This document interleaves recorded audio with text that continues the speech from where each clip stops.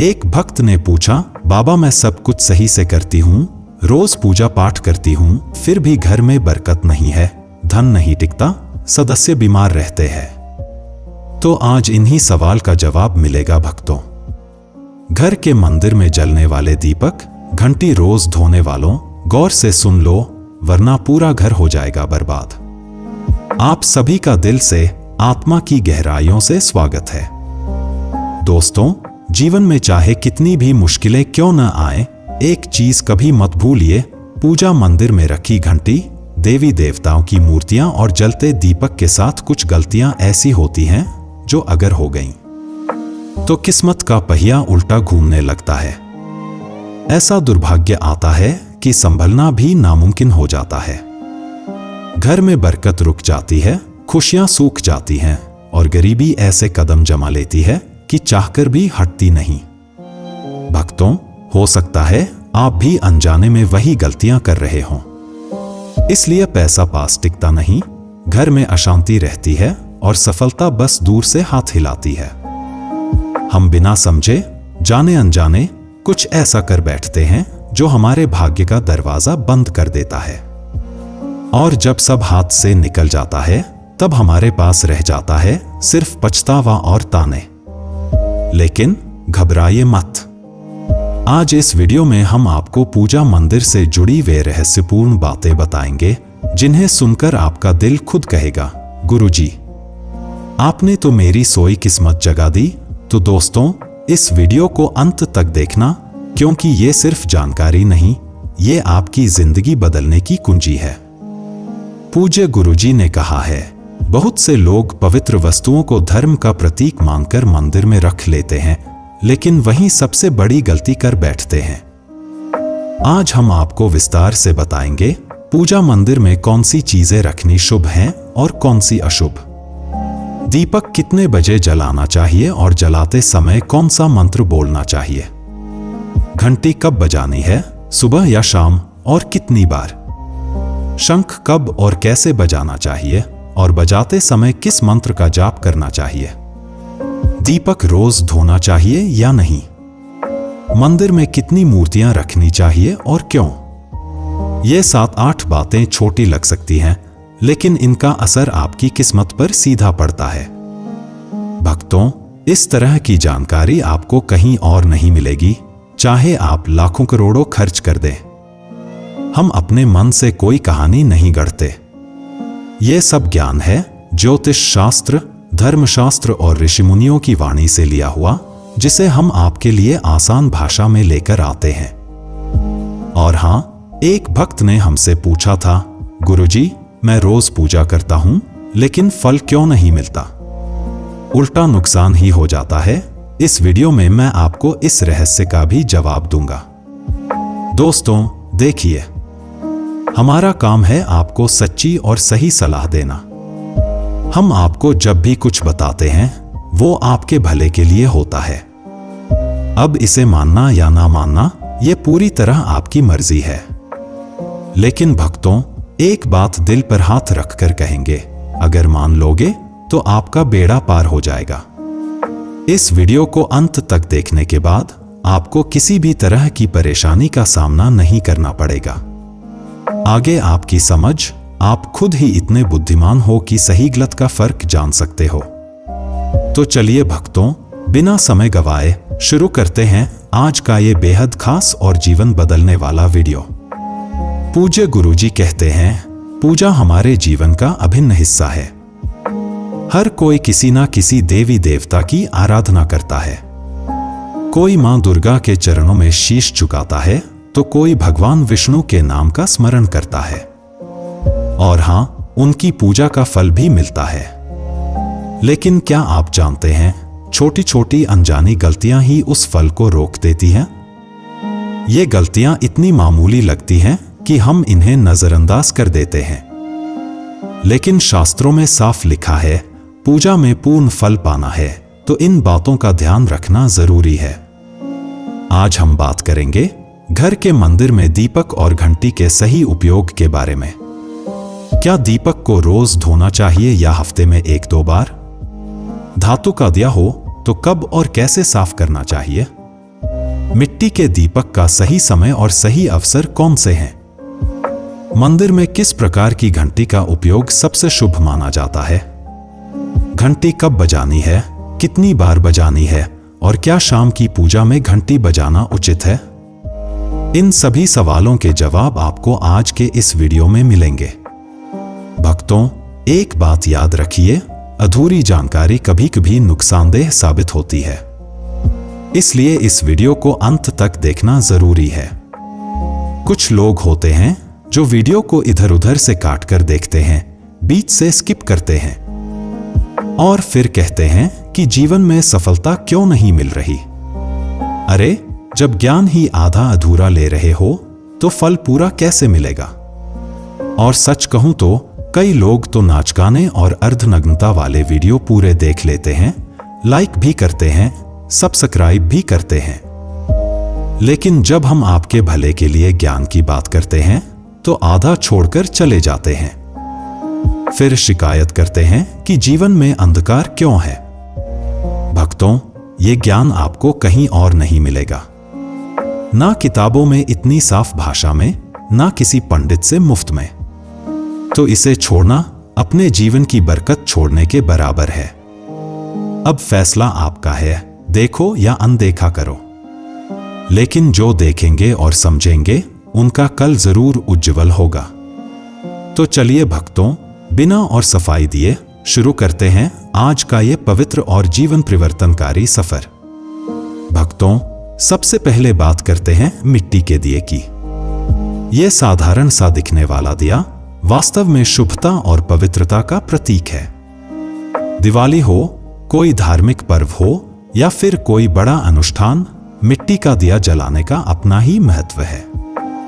घर के मंदिर में या दरवाजे के पास जब इसे जलाया जाता है तो ऐसा लगता है मानो लक्ष्मी माता खुद आपके आंगन में प्रवेश कर रही हों। लेकिन भक्तों, ध्यान दीजिए, जब यह दिया मंदिर में रखा जाता है तो इसके नियम बदल जाते हैं। मिट्टी का दिया एक बार जलाने के बाद दोबारा मंदिर में नहीं रखना चाहिए। हर बार नया मिट्टी का दिया ही उपयोग करना शुभ माना गया है। ऐसा करने से वास्तु दोष दूर रहता है और घर में बरकत बनी रहती है। अब आगे इस वीडियो में हम जानेंगे मंदिर की घंटी से जुड़े वे रहस्य जो शायद आपको पहले कभी नहीं बताए गए। तो भक्तों, वीडियो को अंत तक जरूर देखिएगा। और हां, एक छोटी सी विनती, अगर अभी तक आपने J24 हिंदी वॉइस को सब्सक्राइब नहीं किया है तो कर लीजिए और वीडियो को एक प्यारा सा लाइक जरूर दीजिए। साथ ही अपनी राशि या शुभ नाम कमेंट में जरूर लिखें, क्योंकि हम समय समय पर राशि से जुड़े भाग्य और परेशानियों को दूर करने के अचूक उपाय बताते हैं। अब आते हैं धातु के दियों पर। आपने देखा होगा कि लोग पीतल या तांबे के दिए इस्तेमाल करते हैं। ये न केवल सुंदर होते हैं बल्कि इनका धार्मिक महत्व भी अत्यंत गहरा है। लेकिन भक्तों, इन्हें सिर्फ जलाना काफी नहीं है, इनकी शुद्धि भी उतनी ही जरूरी है। इन्हें रोज धोकर, खासकर गंगाजल से साफ करना चाहिए। गंगाजल से धोने पर दिया पवित्र हो जाता है और घर में सकारात्मक ऊर्जा चारों ओर फैल जाती है। अगर आप हफ्ते में केवल 1-2 बार इन्हें साफ करते हैं तो ये पूरी तरह से शुद्ध नहीं हो पाते, इसलिए इसे अपनी रोजाना की आदत बना लें। और अब आते हैं घर के मंदिर की घंटी पर। पीतल की घंटी की ध्वनि ऐसी होती है जो वातावरण की नकारात्मक ऊर्जा को तुरंत दूर कर देती है और सकारात्मकता का प्रवाह बढ़ा देती है। लेकिन भक्तों, इसे कभी भी दक्षिण दिशा में न रखें, यह अशुभ माना जाता है। घंटी को हमेशा पूजा स्थल के पास या मंदिर के प्रवेश द्वार पर रखें। सबसे शुभ घंटी वह होती है जिस पर गरुड़ की नक्काशी हो। इसे गरुड़ घंटी कहते हैं और इसे अत्यंत पवित्र व फलदायक माना गया है। अब सवाल आता है, घंटी कितनी बार बजानी चाहिए? भोग लगाते समय घंटी को 5 बार बजाएं। ऐसा करने से भगवान भोग को जल्दी स्वीकार करते हैं। पूजा के दौरान घंटी को जोर जोर से या लगातार नहीं बजाना चाहिए, सिर्फ 3 बार बजाना ही उचित है। घंटी को हमेशा दाहिने हाथ से बजाएं और इसका मुख पूजा स्थल की ओर होना चाहिए। याद रखिए, घंटी को सुबह की पूजा में ही बजाना शुभ माना गया है। शाम की पूजा में घंटी बजाने से बचना चाहिए, क्योंकि शास्त्रों में इसे उचित नहीं माना गया है। इन नियमों का पालन करने से आपका पूजा पाठ कई गुना अधिक फलदायक और प्रभावी हो जाएगा। भक्तों, ये बातें छोटी लग सकती हैं, लेकिन इनका असर आपकी किस्मत पर गहरा पड़ता है। भक्तों, एक और बहुत ही महत्वपूर्ण बात जो अक्सर लोग नजरअंदाज कर देते हैं, जब भी आप किसी मंदिर जाएं, खासकर घर के बाहर वाले मंदिर में, तो मंदिर में प्रवेश करते समय ही घंटी बजाएं।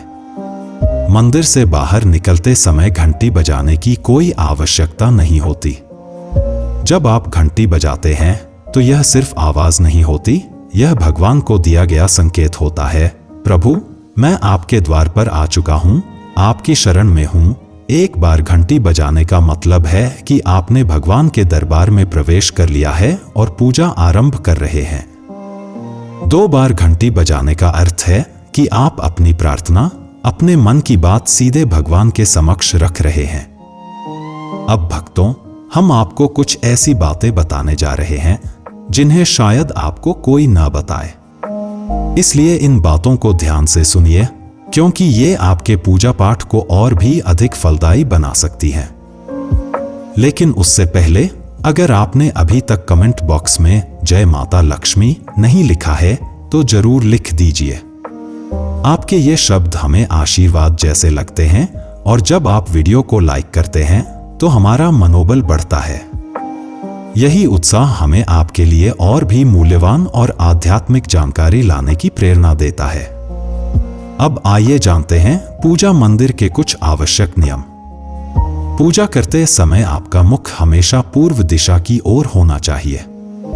यह दिशा सबसे शुभ मानी जाती है, क्योंकि यहां से सूरज की पहली किरण आती है, जो सकारात्मक ऊर्जा से भरी होती है। पश्चिम की ओर मुख करके भी पूजा की जा सकती है, लेकिन पूर्व दिशा का लाभ कई गुना अधिक है।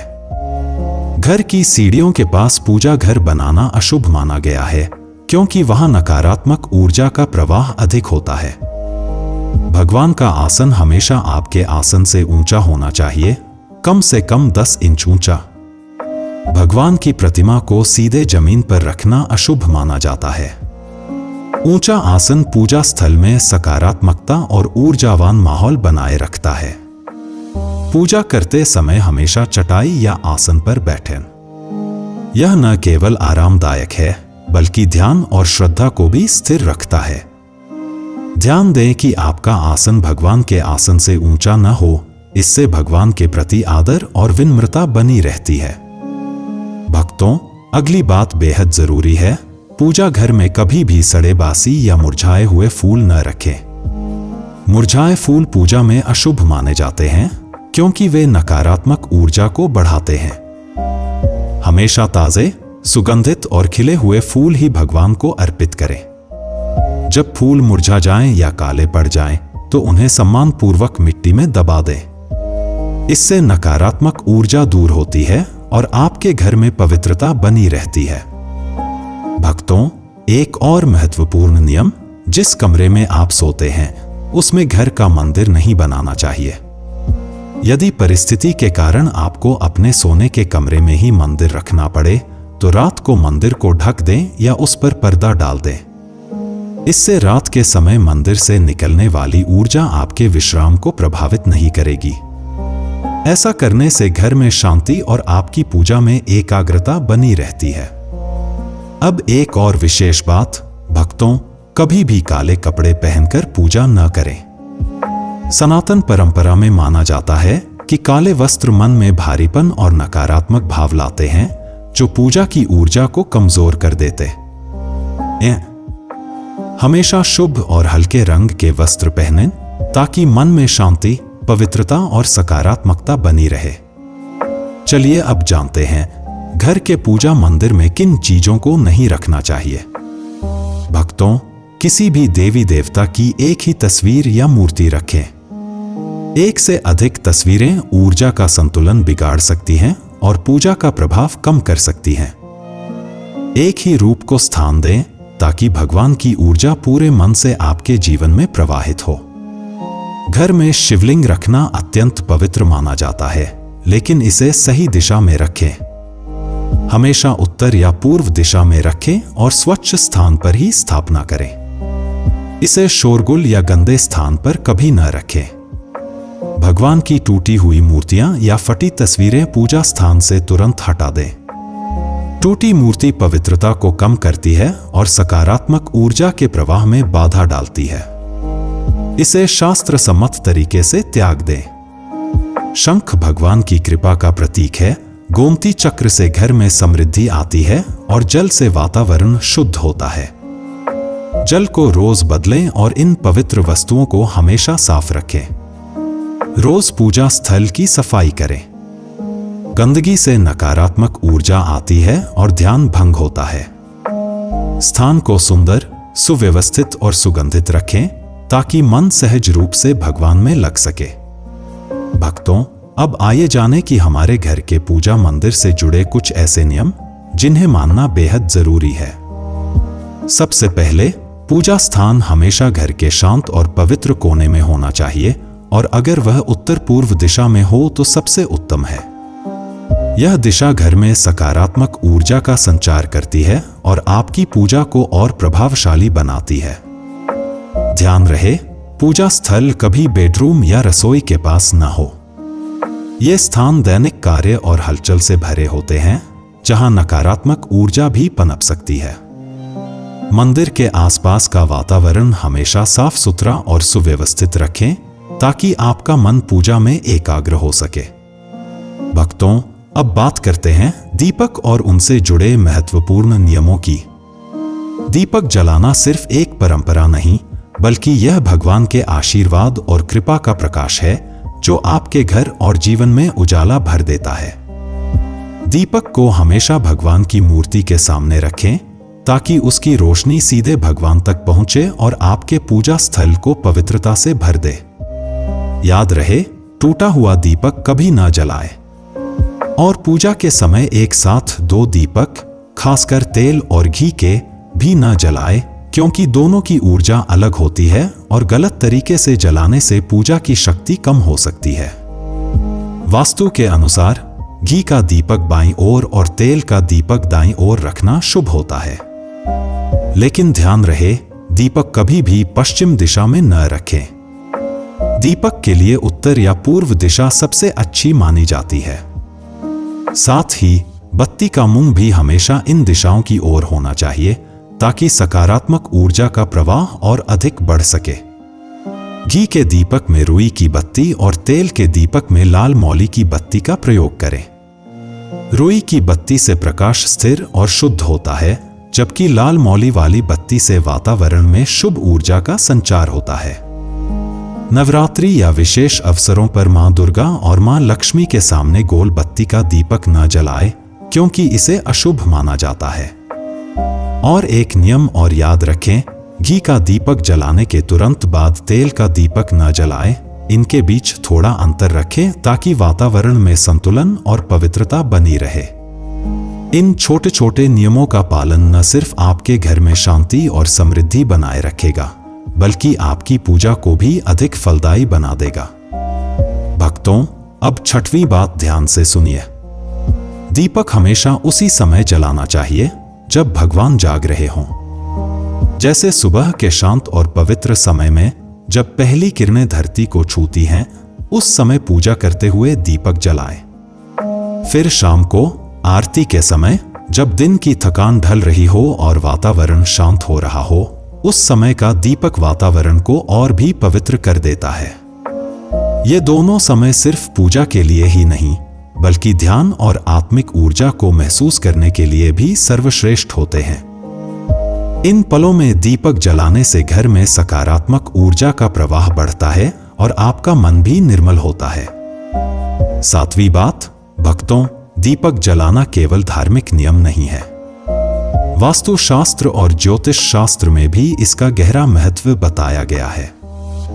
दीपक जलाने से न केवल घर में सकारात्मक ऊर्जा का संचार होता है, बल्कि यह हमारे जीवन के 7 चक्रों को संतुलित करता है।